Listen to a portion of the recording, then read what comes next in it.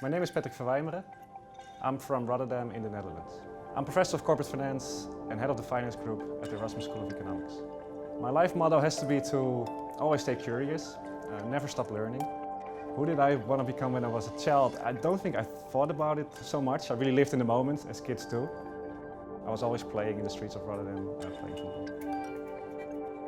What kind of student was I? Was I a nerdy student? I don't think so. I was really into sports, into going out. But if you would ask my friends from childhood, who didn't go to university, they would probably give a different answer, because I did study hard.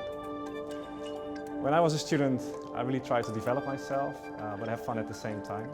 So really be involved, participate in many activities, but also to have fun. So I ran a bar at the same time with some of my friends. I started my career in academia almost by chance. So I was writing my master thesis when my thesis supervisor said that I had talent and that I should think about doing a PhD. And that's when I decided to do it, to stay at a university, such a young, ambitious environment, and that's how things developed.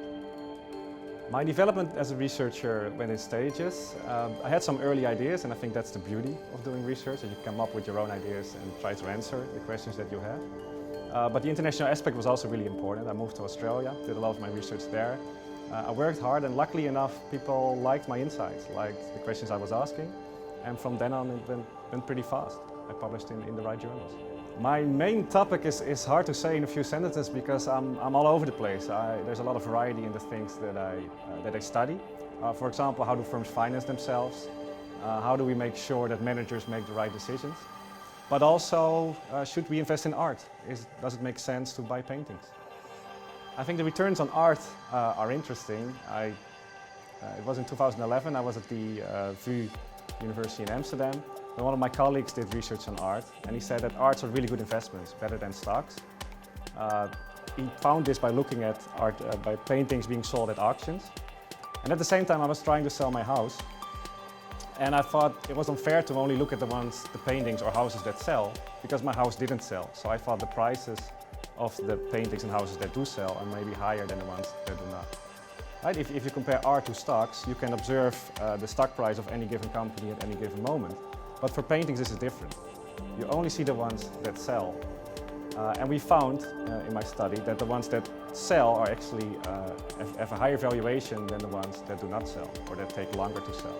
So if you take that into account, if you take sample selection into account, you'd see that the returns on art are lower than people previously thought, and that stocks are actually a better investment than paintings. So a good follow-up question is, which styles of art are really interesting to look at, or which ones should be good investments? Because there is variety, right? You have the old masters, you have contemporary art. There are many different styles of art. Some are better investments than others, but overall the conclusion is still the same, that stocks might be a better investment. Of course, if you can predict the demand for art, you could very well invest in a particular painting or a particular style, right? Just like you might know a stock that you think will do well. So you might do really well, but on average, any style of art is probably a worse investment than an overall index of stocks. Selection bias in art means that the paintings that come up for sale are not representative of the overall population. So if you would buy a painting, say 10 years ago, or you would buy two, and you pay 10,000 for both, one actually was great, one went up in value, and would now be worth 100,000, while the other one was worthless. Then as a researcher, I would see repeat sales. So I would see one of these paintings being auctioned off 10 years later, and that's probably going to be the good painting, because there's demand for that painting, so that one will sell. So if I look at the returns, I will only see the paintings that did well, but I won't see the paintings that turn out to be worthless. So to get an estimate of the real value of art, of the overall population, I have to take this into account. I think my research on art is interesting for academia, because we really improve the econometric technique to account for self-selection. But also the conclusion was really interesting for practitioners, because the conclusion that maybe art is not such a good financial investment. Many people in the art profession already believe this, but studies had shown otherwise. So now they had a study that actually showed what they intuitively already believed. My paper on art was picked up really quickly and really well. So within days of posting it online, We got calls from the Wall Street Journal, from many blogs. The Forbes picked it up and wrote an article about it. So there was a lot of attention about it.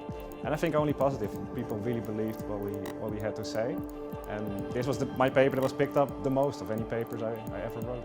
So a myth of paintings is also that they're really good in terms of crisis. And we found that this is also not the case. So sure, in terms of crisis, you would see paintings getting record prices, right? Really selling for top dollar. But this is because some people just want to show they still have a lot of money. But they're not representative of the overall population. The art market is hit also in financial crisis, so the average painting will decrease in value during a crisis. My name is Patrick Verwijmeren. My message to students is to always stay curious. Never stop learning, keep asking questions.